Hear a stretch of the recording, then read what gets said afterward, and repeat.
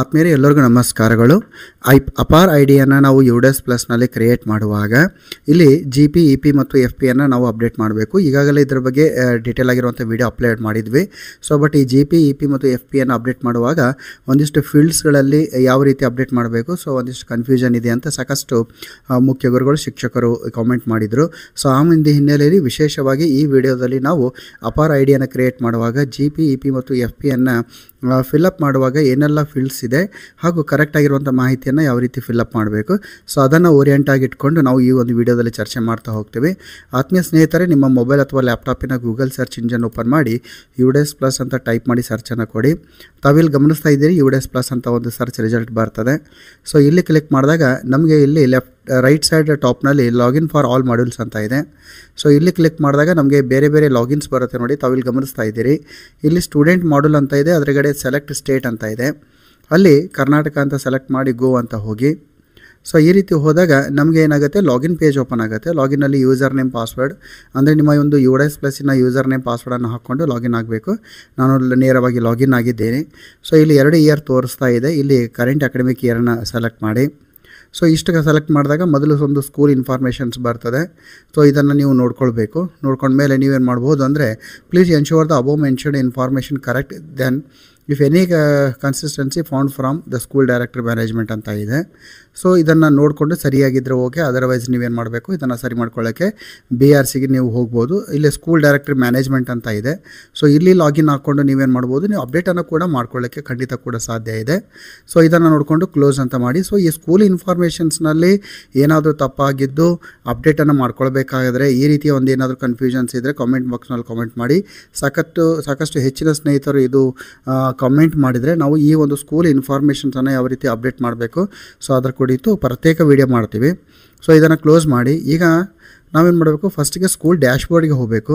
School ಡ್ಯಾಶ್ಬೋರ್ಡ್ಗೆ ಹೋದಾಗ ನಮ್ಗೆ ಏನಾಗುತ್ತೆ ಅಂದರೆ, ಈ ರೀತಿ ಸೆಕ್ಷನ್ಸ್ ತೋರಿಸ್ತದೆ, ಗ್ರೇಡು, ಕ್ಲಾಸಸ್ ತೋರಿಸುತ್ತೆ. ಇಲ್ಲಿ ಹೈಸ್ಕೂಲ್ ಆಗಿರೋದ್ರಿಂದ 8th 9th 10th ಇದೆ. ನೀವು ಯಾವ ಒಂದು ವ್ಯಾಪ್ತಿಯಲ್ಲಿ ಇರುತ್ತೆ ನಿಮ್ಮ ಶಾಲೆ ಆ ರೀತಿ ತೋರಿಸುತ್ತೆ.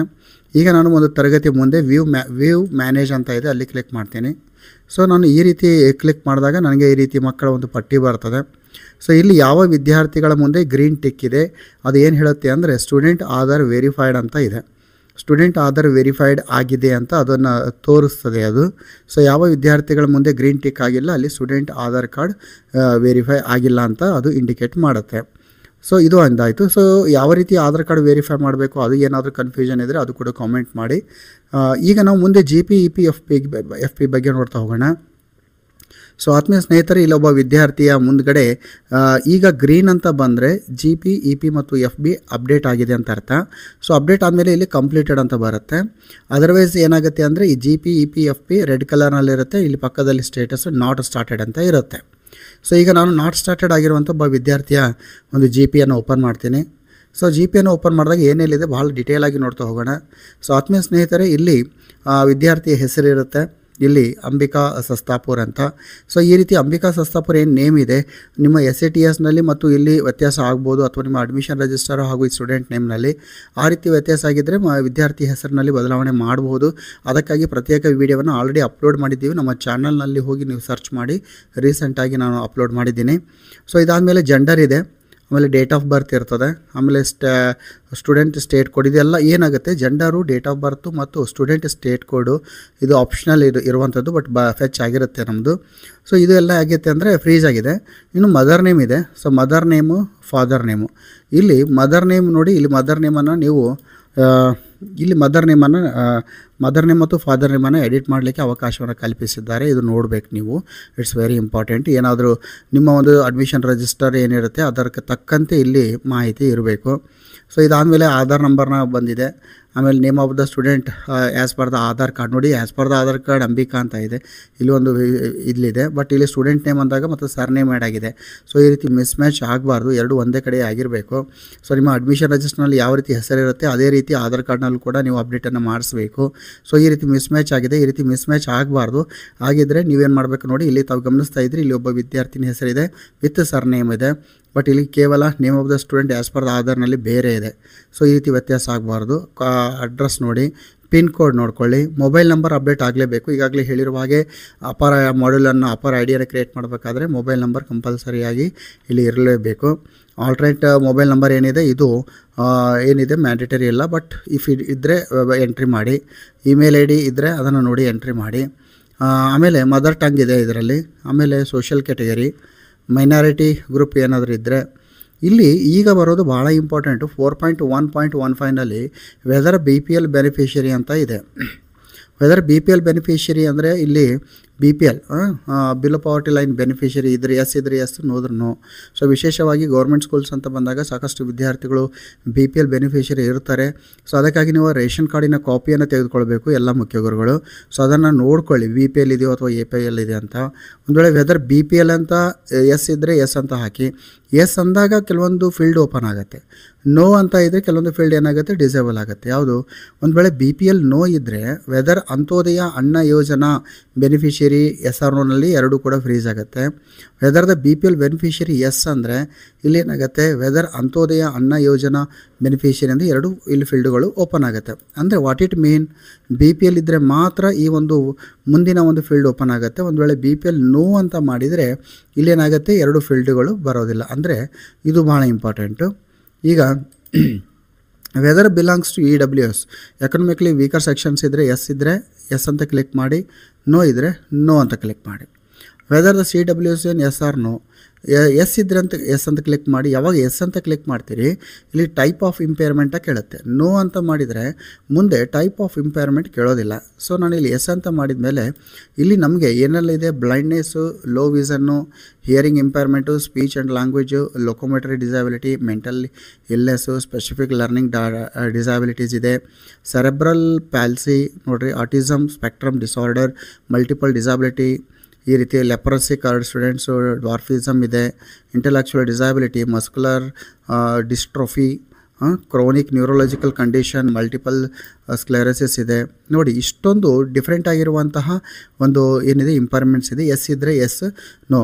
ಇಫ್ ಎಸ್ ಅಂತ ಇದ್ದರೆ ನೀವು ಏನು ಮಾಡಬೇಕು, ಅಲ್ಲಿ ಒಂದು ಇರುತ್ತೆ ಇಲ್ಲಿ ಸ್ಟೂಡೆಂಟ್ ಇಲ್ಲಿ ಡಿಸೇಬಿಲಿಟಿ ಇರುವಂಥ ಒಂದು ಕಾರ್ಡ್ ಕೊಟ್ಟು ಇಶ್ಯೂ ಆಗಿರುತ್ತೆ ಇದು.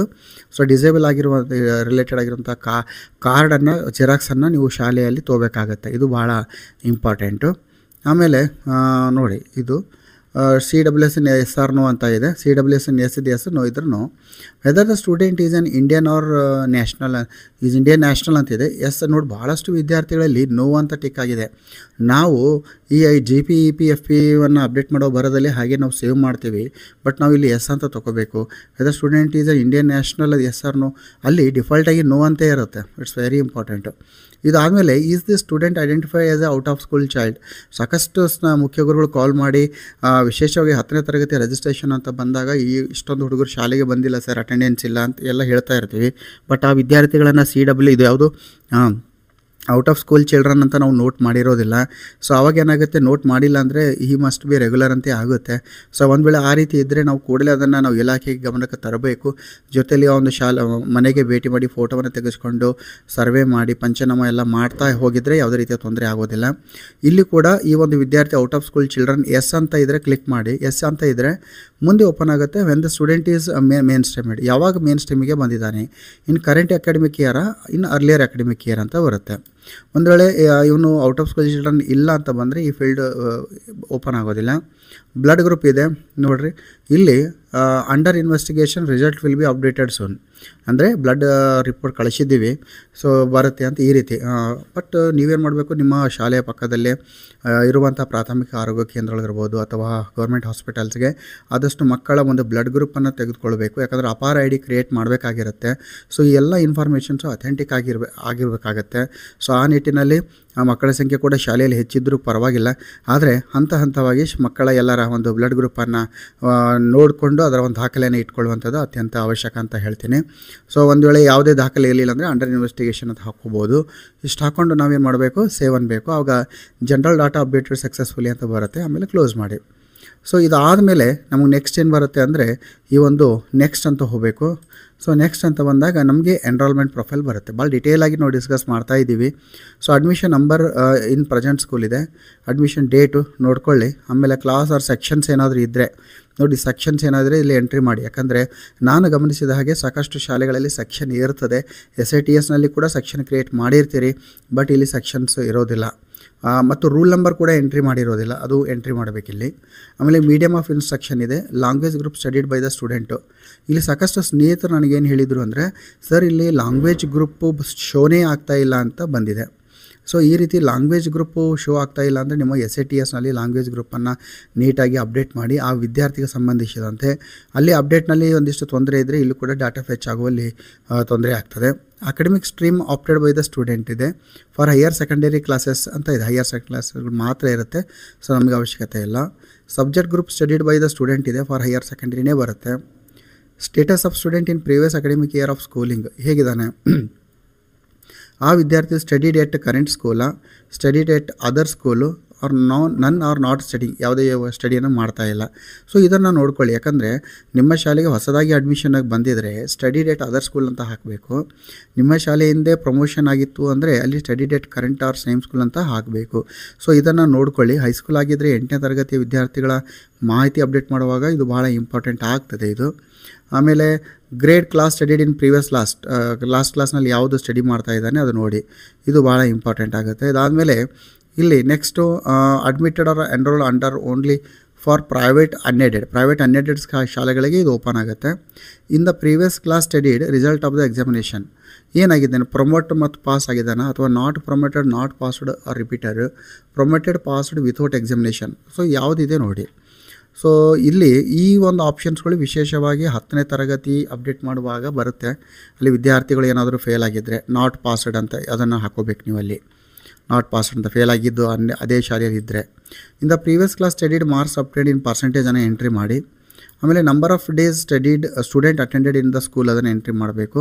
ಮಾಡಿಕೊಂಡು ಸೇವ್ ಮಾಡಿಕೊಂಡೆ ನಾವೇನು ಮಾಡಬೇಕು, ನೆಕ್ಸ್ಟ್ ಅಂತ ಹೋಗಬೇಕು. ಸರ್ ಈಗ ಇದಾಯಿತು. ಈಗ ಫೆಸಿಲಿಟಿ ಪ್ರೊಫೈಲಲ್ಲಿ ಒಂದಿಷ್ಟು ಹೊಸ ಫೀಲ್ಡ್ ಹಾಕಿದ್ದಾರೆ, ನೋಡೋಣ ಎಲ್ಲನೂ. Whether the facility provided to the student for the year of filling data. So ಇಲ್ಲಿದೆ ನೋಡಿ, ಎಸ್ ಆರ್ ನೋ ಅಂತ ಇದೆ. ಸೊ ಇಲ್ಲಿ if 4.3.1 yes then fill the following details. Yes ಇದ್ದರೆ ಅಂದರೆ ಫೆಸಿಲಿಟಿ ಪ್ರೊವೈಡೆಡ್, ನಮಗೆ ಇನ್ಸೆಂಟಿವ್ಸ್ ಏನಿರುತ್ತೆ ಎಸ್ ಅಂತಲೇ ಹಾಕಬೇಕು. ಇಲ್ಲಿ ಏನೆಲ್ಲ ಕೊಡ್ತಾ ಇದ್ದೀರಿ, ಇಲ್ಲಿ free text book, free uniform ಇದೆ. ಇಲ್ಲಿ ಇದ್ರ ಜೊತೆ ಬಿಟ್ಟು free transport facility, free hostel ಇದೆ. ಫ್ರೀ ಹಾಸ್ಟೆಲ್ ಅಂದಾಗ hostel schools, free mobile R tablet, computer, ಆಮೇಲೆ ಬೈಸಿಕಲ್ ಇದೆ, ಎಸ್ಕಾರ್ಟ್ ಇದೆ. ಸೊ ನೋಡಿಕೊಂಡು ಟಿಕ್ಕನ್ನು ಮಾಡಿ, ಭಾಳ ಇಂಪಾರ್ಟೆಂಟು. ಆಮೇಲೆ ನೆಕ್ಸ್ಟ್ ಏನು ಬರುತ್ತೆ ಅಂದರೆ ಇದರಲ್ಲಿ facility provided to student in case of CWSN for the year of filling the data. CWSN ಸ್ಟೂಡೆಂಟ್ಸ್ಗಳಿಗೆ ಸಂಬಂಧಿಸಿದಂತೆ ಇದು ಮಾಹಿತಿ ಬರ್ತದೆ ಇದು. ಅದಾದಮೇಲೆ next whether the student has been screened for specific learning disability, SLD ಇದ್ದರೆ ಎಸ್ ಇದ್ದರೆ ಎಸ್, ನೋ ಇದ್ದರೆ ನೋ. ಒಂದು ವೇಳೆ ಎಸ್ ಅಂತ ಬಂದರೆ ಇಲ್ಲಿ ಎಲ್ಲ ಬೇರೆ ಬೇರೆ ಇದೆ ಬರ್ತದೆ, otherwise no. Whether the student has been screened for autism spectrum disorder ಅಂತ ಇದೆ. ಈ ರೀತಿ ಡಿಸಾರ್ಡರ್ನಲ್ಲಿ ಬರ್ತದೆ ಡಿಸಬಿಲಿಟಿಯಲ್ಲಿ, ಎಸ್ ಇದ್ದರೆ ಎಸ್, ನೋ ಇದ್ದರೆ no. Whether student has been screened for attention deficit hyperactive ಅಂತ ಇದೆ, ಅದನ್ನು ನೋಡಿಕೊಳ್ಳಿ. ಅದರ ಕಾಮನಾಗಿ ನೋ ಇರ್ತದೆ, ಬಟ್ ಆ ರೀತಿ ವಿಶೇಷ ಮಗು ಇದ್ದರೆ ನೀವು ನೋಡ್ಕೋಬೋದು. Has the student been identified as a gifted or talented ಅಂತ ಇದ್ದರೆ ಎಸ್ ಇದ್ದರೆ ಎಸ್, ನೋ ಇದ್ದರೆ ನೋ ಅಂತ. Has the student has been identified as a gifted and talented ಅಂದರೆ ವಿದ್ಯಾರ್ಥಿಗಳು ತಾಲೂಕು ಮಟ್ಟದಲ್ಲಿ, ಜಿಲ್ಲಾ ಮಟ್ಟದಲ್ಲಿ, ರಾಜ್ಯ ಮಟ್ಟದಲ್ಲಿ ಏನಾದರೂ ಪಾರ್ಟಿಸಿಪೇಟ್ ಮಾಡಿದರು. ಸೊ ಆ ರೀತಿ ಮಕ್ಕಳನ್ನು ನಾವು ಮಾಡ್ಕೋಬೋದು. Next, does the student appeared in any state level, ಇಲ್ಲಿ ಬರುತ್ತೆ ನೋಡಿ. ಇಲ್ಲಿ ಸ್ಟೇಟ್ ಲೆವೆಲ್ ಇದ್ದರೆ ಎಸ್ ಆದರೆ ಎಸ್, ನೋ ಇದ್ರೆ ನೋ, ಇದನ್ನು ಹಾಕೋಬೇಕು. Does the student participate in NCC NSS scout and guides ನೋಡಿ. ಸ್ಕೌಟ್ ಆ್ಯಂಡ್ ಗೈಡ್ಸ್ ಇತ್ತೀಚೆಗೆ ನಾವು ಮಾಡ್ತಾಯಿದ್ದೀವಿ. ಎಸ್ ಇದ್ದರೆ ಎಸ್, ನೋ ಇದ್ದರೆ ನೋ ಅಂತ ಮಾಡಿ. Whether the student is capable of handling digital devices including the internet. ಸಾಮಾನ್ಯವಾಗಿ ನಮ್ಮ ಹೈಸ್ಕೂಲ್ ಅಂತ ಬಂದಾಗ ಟಾಲ್ಪ್ ಇದೆ, ಆಮೇಲೆ NSQF ಎಲ್ಲ ಬರ್ತಾ ಇದೆ. ಪ್ರೈಮರಿಯಲ್ಲಿ ಕೂಡ CALC ಒಂದು ಅಡಿಯಲ್ಲಿ ಕಂಪ್ಯೂಟರ್ಸ್ ಇದೆ. ಸೊ ನಿಮಗೆ ಇಂಟರ್ನೆಟ್ ಡಿಜಿಟಲ್ ಡಿವೈಸನ್ನು ಹ್ಯಾಂಡಲ್ ಮಾಡಲಿಕ್ಕೆ ಬರ್ತಾ ಇದ್ದರೆ yes and yes, otherwise no ಇದ್ರೆ ನೋ. ಸ್ಟೂಡೆಂಟ್ ಹೈಟು, ಸ್ಟೂಡೆಂಟ್ ವೇಟನ್ನು ಹಾಕಬೇಕಿಲ್ಲಿ. Approximate distance students residence to the school, ಶಾಲೆಯಿಂದ ಎಷ್ಟು ದೂರ ಇದೆ residential. Less than 1 kilometre, between 1 to 3 kilometre, between 3 to 5, more than ಇದೆ, ಅದನ್ನು ನೋಡ್ಕೊಂಡು ಹಾಕೋಬೇಕು. ಕಂಪ್ಲೀಟೆಡ್ ಹೈಯೆಸ್ಟ್ ಎಜುಕೇಷನ್ ಲೆವೆಲ್ ಮದರ್ದು ಫಾದರ್ದು, ಪ್ರೈಮರಿ, ಅಪ್ಪರ್ ಪ್ರೈಮರಿ, ಸೆಕೆಂಡರಿ ಇದೆಲ್ಲ ಇದೆ, ಅದು ನೋಡ್ಕೊಂಡು ಹಾಕ್ಕೊಂಡು ಸೇವ್ ಮಾಡಬೇಕು. ಅದಾದಮೇಲೆ ನೆಕ್ಸ್ಟ್ ಅಂತ ಹೋಗಬೇಕು. ಸೊ ನೆಕ್ಸ್ಟ್ ಅಂತ ಬಂದಾಗ ಇಲ್ಲಿ ಒಂದು ನೋಟ್ ಇದೆ. After verifying all the field students data, user needs to proceed to complete the data. For completing scroll down ಅಂದರೆ ಎಲ್ಲವನ್ನು ಆದಮೇಲೆ ಇದನ್ನೆಲ್ಲ ಒಂದು ಸಲ ನೋಡ್ಕೋಬೇಕು. ಇದನ್ನೆಲ್ಲ ನೋಡಿಕೊಂಡು ನೀವೇನು ಮಾಡಬೇಕು ಅಂದರೆ ನಾವು ಕಂಪ್ಲೀಟ್ ಡಾಟಾ ಅಂತ ನಾವು ಏನು ಮಾಡಬೇಕು, ಕ್ಲಿಕ್ ಮಾಡಬೇಕು. Are you sure you want to complete the data ಅಂದರೆ ಓಕೆ ಅಂತ ಮಾಡಿ. ಆಗ data completion is data completion is complete ಅಂತ ಬರುತ್ತದೆ. ಓಕೆ ಅಂತ ನಾವು ಮಾಡಬೇಕು. ಸೊ ಈಗ ಯಾವ ವಿದ್ಯಾರ್ಥಿಯ ಮಾಹಿತಿಯನ್ನು ಇಷ್ಟು ಡಿಟೇಲಾಗಿ ನಾವು ಏನು ಮಾಡಿ ಅಪ್ಡೇಟ್ ಮಾಡಿದ್ದೀವಿ, GP, EP ಮತ್ತು FP ಮತ್ತು ಪ್ರೊಫೈಲ್ ಎಲ್ಲ, ಆ ವಿದ್ಯಾರ್ಥಿಯ ಅಪಾರ್ ಮಾಡ್ಯೂಲ್ಗೆ ಹೋಗಬೇಕು. ಸೊ ಅಪಾರ್ ಮಾಡ್ಯೂಲ್ ಇಲ್ಲಿದೆ ನೋಡಿ, ಲೆಫ್ಟ್ ಸೈಡ್ ಒಂದಲ್ಲಿ ಅಪಾರ್ ಮಾಡ್ಯೂಲ್ ಅಂತ ಇದೆ, ಅಲ್ಲಿ ಕ್ಲಿಕ್ ಮಾಡಬೇಕು. ಇಲ್ಲಿ ಸೆಕ್ಷನ್ನಲ್ಲಿ ಕ್ಲಿಕ್ ಮಾಡಬೇಕು, ಗೋ ಅಂತ ಹೋಗಬೇಕು ಮಾಡಿ. ಇಲ್ಲಿ ಸರ್ಚ್ ಅಂತ ಇದೆ, ಸಾಕಷ್ಟು ವಿದ್ಯಾರ್ಥಿಗಳ ಹೆಸರಿದ್ದಾಗ ಸ್ಕ್ರೋಲ್ ಮಾಡೋದಕ್ಕಿಂತ ನಾವು ಸರ್ಚ್ ಅಂತ ಆಪ್ಷನ್ಸನ್ನು ಯೂಸ್ ಮಾಡ್ಕೋಬೋದು. ಸೊ ಈ ರೀತಿ ಮಾಡ್ಕೊಂಡಾಗ ಇಲ್ಲಿ ನೋಡಿ ಯಾವ ವಿದ್ಯಾರ್ಥಿಯ ಮಾಹಿತಿಯನ್ನು ಅಪ್ಡೇಟ್ ಮಾಡಿದ್ದೀವಿ, ಇಲ್ಲಿ ಜನ್ರೇಟ್ ಅಂತ ಬಂದಿದೆ ಬ್ಲೂ ಕಲರ್ನಲ್ಲಿ. ಯಾವ ವಿದ್ಯಾರ್ಥಿಯ GP, EP, FP ಮಾಡಿಲ್ಲ ಅದು ಬ್ಲೂ ಕಲರ್ನಲ್ಲಿ ಬರೋದಿಲ್ಲ, ಆ್ಯಶ್ ಕಲರ್ನಲ್ಲಿ ಬರ್ತಿದೆ. ಸೊ ನಾನು ಇಲ್ಲಿ ಬ್ಲೂ ಕಲರ್ನಲ್ಲಿ ಇದೆ, ಜನ್ರೇಟ್ ಅಂತ ಮಾಡ್ತೀನಿ. ಸೊ ಈಗ ಬಂತು, ಇಲ್ಲಿ ಒಂದು ಫಾರ್ಮ್ ಬರ್ತದೆ, ಇಲ್ಲಿ ಬೇಸಿಕ್ ಇನ್ಫಾರ್ಮೇಷನ್ ಬಂದಿದೆ. ಆಮೇಲೆ do want to change Aadhaar details, Aadhaar ಡೀಟೇಲ್ಸ್ನಲ್ಲಿರೋ ಮಾಹಿತಿಯನ್ನು ಬದಲಾವಣೆ ಮಾಡಬೇಕಾ. To update any of the above field visit general profile section of the student. So already ಇಲ್ಲಿ ನೀವೇನಾದರೂ ಇಲ್ಲಿ ಕ್ಲಿಕ್ ಮಾಡಿ ಇಲ್ಲಿ ಏನಾದರೂ ಚೇಂಜ್ ಮಾಡಿದರೆ ನೀವು GPಯಲ್ಲಿ ಹೋಗಿ ಕೂಡ ಚೇಂಜ್ ಮಾಡಬೇಕಾಗತ್ತೆ. ಆಮೇಲೆ ಕನ್ಸೆಂಟ್ ಫಾರ್ಮ್ ಭಾಳ ಇಂಪಾರ್ಟೆಂಟು. ಈ ಕನ್ಸೆಂಟ್ ಫಾರ್ಮನ್ನು ಒಂದು ಪ್ರಿಂಟೌಟನ್ನು ತೆಗೆದುಕೊಳ್ಳಿ, ಇದೇನಿದೆ ವಾಟ್ ಎವರ್ ಇಟ್ ಈಸ್, ಒಂದು ಪ್ರಿಂಟೌಟನ್ನು ತೆಗೆದುಕೊಂಡು ನೀವೇನು ಮಾಡಬೇಕು, ಇದರ ಒಂದು PDF ನಿಮಗೆ ಬೇಕಾದರೆ ಕಾಮೆಂಟ್ ಬಾಕ್ಸ್ನಲ್ಲಿ ಕಾಮೆಂಟ್ ಮಾಡಿ. ಆ PDFನ ಡೌನ್ಲೋಡ್ ಲಿಂಕು ನಾವು ಡಿಸ್ಕ್ರಿಪ್ಷನಲ್ಲಿ ಕೊಡ್ತೀವಿ. ಆ ಲಿಂಕನ್ನು ಕ್ಲಿಕ್ ಮಾಡಿದರೆ ನಿಮಗೆ ಒಂದು PDF ಡೌನ್ಲೋಡ್ ಆಗ್ತದೆ, ಒಂದು MT ಫಾರ್ಮೆಟು. ಸೊ ಆ MT ಫಾರ್ಮೆಟ್ನಿಂದ ಇಟ್ಕೊಂಡು ಮ್ಯಾನ್ಯುವಲಿ ಫಿಲ್ಲಪ್ ಮಾಡಿಕೊಂಡು ನಿಮ್ಮ ಆಫೀಸ್ನಲ್ಲಿ ಇಟ್ಕೋಬೇಕು, HMನಲ್ಲಿ. ಸೊ ಇಲ್ಲೇನಿದೆ mother, father, guardian name. So ಒಂದು ವೇಳೆ ಮದರ್ ಅಂತ ನೀವು ಫಾದರ್ ಅಂತ ಸೆಲೆಕ್ಟ್ ಮಾಡಿದರೆ ಇಲ್ಲಿ ನೀವು ಫಾದರ್ ಅಂತ ಸೆಲೆಕ್ಟ್ ಮಾಡಬೇಕು. ಮದರ್ ನೇಮ್ ಹಾಕಿದರೆ ಮದರ್ ಅಂತ, ಲೀಗಲ್ ಗಾರ್ಡಿಯನ್ ನೇಮ್ ಇದ್ದರೆ ಲೀಗಲ್ ಗಾರ್ಡಿಯನ್ ಅಂತ ಸೆಲೆಕ್ಟ್ ಮಾಡಿ. ಸೊ ಇಲ್ಲಿ ಮಾಡ್ಕೊಂಡ್ಮೇಲೆ ಇಲ್ಲಿ identity proof. So with my identity proof as ಅಂದರೆ ಪೇರೆಂಟ್ಸ್ದು, ಯಾರು ಫಾದರ್ ಸೆಲೆಕ್ಟ್ ಮಾಡಿದರೆ ಫಾದರ್ದು Aadhaar card, PAN card, EPIC, driving licence, passport ಯಾವುದಾದ್ರೂ ಒಂದನ್ನು ತೊಗೋಬೇಕು. ಯಾವುದು ತೆಗೆದುಕೊಳ್ತೀರಿ ಅದೇ ನಂಬರನ್ನು ಇಲ್ಲಿ ಎಂಟ್ರಿ ಮಾಡಬೇಕು. ಇಷ್ಟು ಮಾಡಿ ಇಲ್ಲಿ ನಿಮ್ಮ ಶಾಲೆಯ ಹೆಸರು, ಶಾಲೆಯು ಯಾವ ಊರಿನಲ್ಲಿದೆ ಆ ವಿಲೇಜ್ ನೇಮು, ನೀವು ಯಾವಾಗ ವರ್ಕ್ ಮಾಡ್ತಾಯಿದ್ರೆ ಆ ಡೇಟನ್ನು ಎಂಟ್ರಿ ಮಾಡಿ. HM ನೇಮ್ ಇಲ್ಲಿ ಬಂದಿರ್ತದೆ. ಒಂದು ವೇಳೆ ಬಂದಿಲ್ಲ ಅಂದರೆ ನೀವೇನು ಈಗಾಗಲೇ ನಾನು ಹೇಳಿದ್ದೆ ಒಂದು ಬೇಸಿಕ್ ಇನ್ಫಾರ್ಮೇಷನ್ಸನ್ನು ಅಪ್ಡೇಟ್ ಮಾಡಬೇಕು. ಆಮೇಲೆ ಕೆಳಗಡೆ ಸಬ್ಮಿಟ್ ಮಾಡಿಬಿಟ್ರೆ ಕೂಡಲೇ ಒಂದು ಅಪಾರ್ ID ಕ್ರಿಯೇಟ್ ಆಗ್ತದೆ. ಸೊ ಆದ್ಮೇಲೆ GP, EP, FPಯನ್ನು ಅಪ್ಡೇಟ್ ಮಾಡುವಾಗ ಅವಸರ ಮಾಡುವಂಥದ್ದು ಬೇಡ, ಯಾಕಂದರೆ ಇದೊಂದು ನ್ಯಾಷನಲ್ ಪ್ರೋಗ್ರಾಮ್ ಆಗಿದೆ. ಸೊ ಆದ್ಮೇಲೆ ಇದನ್ನು ಹೊರತುಪಡಿಸಿ ಕೂಡ ಡೌಟ್ಸ್ ಇದ್ದರೆ ನೀವು ಕಾಮೆಂಟ್ ಬಾಕ್ಸ್ನಲ್ಲಿ ಕಾಮೆಂಟ್ ಮಾಡಿ. ಈ ಒಂದು ವಿಡಿಯೋವನ್ನು ಹೆಚ್ಚು ನಿಮ್ಮ ಮುಖ್ಯ ಗುರುಗಳಿಗೆ, ಸ್ನೇಹಿತರಿಗೆ, ಅಧಿಕಾರಿಗಳಿಗೆ, ಶಿಕ್ಷಕರಿಗೆ, ಪಾಲಕರಿಗೆ ಕೂಡ ಇದನ್ನು ಶೇರ್ ಮಾಡಿ.